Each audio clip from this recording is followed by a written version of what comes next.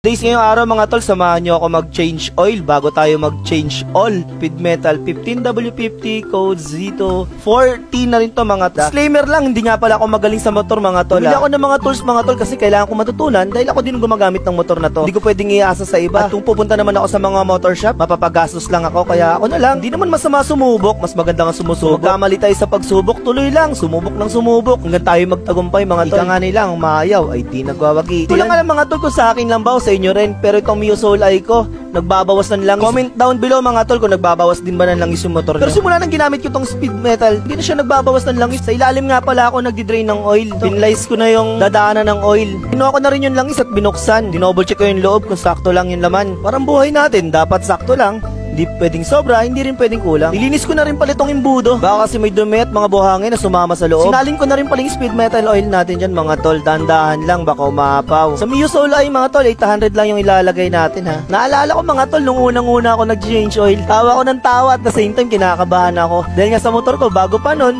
baka magkamali. Sa awa ng Diyos hanggang ngayon, di pa rin naman nagkakaproblema ng malubha yung motor ko. Syempre, binalik ko na yung takip niya. Pero dapat i-double check yan mga tol ha. Tapos itakip ng maigi. Pinunasan ko pala yun mga tol ha, pati yung labi niya. Ano pa nga ba? Ipa-plies natin yan. Tapos na yung gawa natin kaya nagpupunas na tayo ng kamay. Start na natin. Bye-bye!